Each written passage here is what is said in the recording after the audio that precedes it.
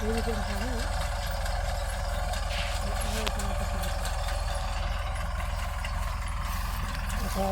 તો તારા મળતા બોલો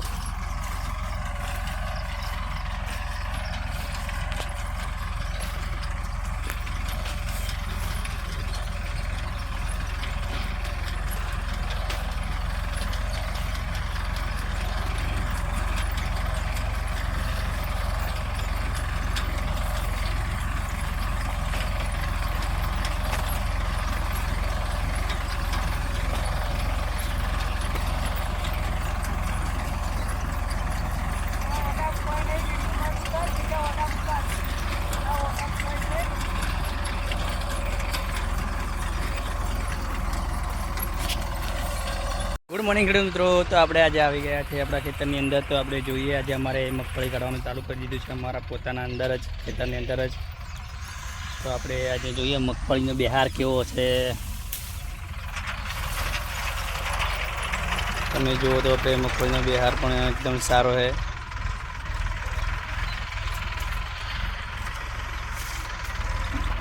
મશીનની અંદર માટી છોટવાનો તો બિલકુલ પ્રશ્ન નથી, એક પણ ઈટાળો નથી આવતો. તમે જુઓ તો એકદમ ચોખ્ખી મગફળી નીકળે. ઘણા ભાઈઓ કોમેન્ટમાં આપણે જણાવતા હતા, પૂછતા હતા કે તમારે મશીન કયું લાવ્યું છે. તો મશીનની વાત કરીએ, જુઓ બધા ડોકા એકદમ ક્લીન ચોખ્ખી મગફળી કાઢવાનું ચાલુ યાર. એક પણ ઈટાળો ઉપર આવેલો નહીં.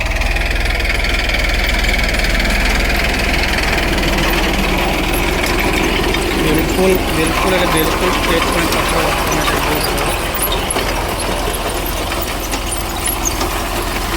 ચોખ્ખી મગફળી આવે. તમે જુઓ તો આપણે પકડીને જોઈએ હાલ.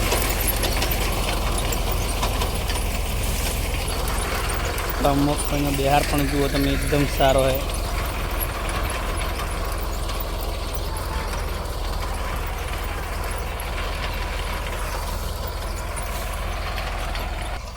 તો ઘણા લોકો કહેતા હોય કે આ મશીન ના લવાય, પણ મશીન ખેતરમાં આપણે સરળતાથી ઘણા ઓછા મજૂર હોવા છતાં કામ થઈ શકે. જુઓ આપણે એકદમ બધા પાથરા ઉપાડે, એવું કશું નહીં કે એક બે ઉપાડે. કોઈ બી પકડો માટી નહીં આવતી. તમે જુઓ ખાલી કેટલી ક્લીન નીકળે.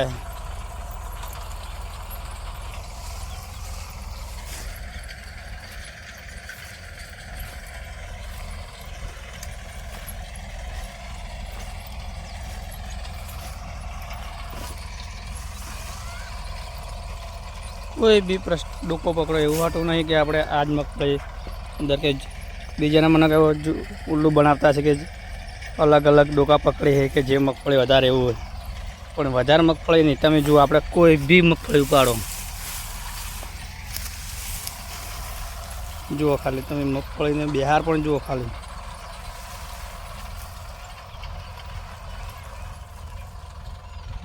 તો તમને અમારો એ કેવો લાગ્યો પણ કહેવાય કમેન્ટમાં જરૂરથી બતાવજો. આપણે કાઉન્ટિંગ કરીએ કે અંદાજથી એક ડોકે કેટલા ફોફા બે. ચાલો આપણે આજે ખેતરમાં મગફળી કાઢી લીધી. એમાં જુઓ આપણે આ એક ડોકો લાવ્યો છે, તો એના આજે આપણે ફોફા ગણીએ કેટલા ફોફા બેઠા છે.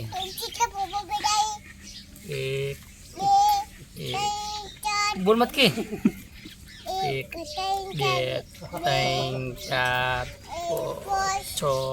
7 8 9 9 10 11 12 13 14 15 16 17 18 19 20 21 22 23 24 25 26 27 28 29 30 31 32 33 34 35 36 37 38 40 41 42 43 44 45 46 46 47 48 49 49 50 50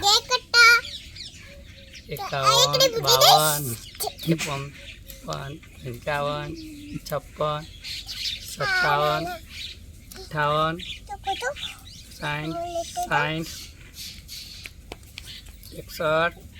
62 63 64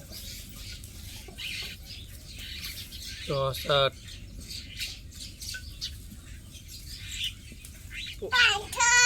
64 ફૂટનો ટાર્ગેટ છે. તો મગફળીનો બ્યાજ કેવો કહેવાય તમે કોમેન્ટમાં જરૂરથી બતાવજો મિત્રો.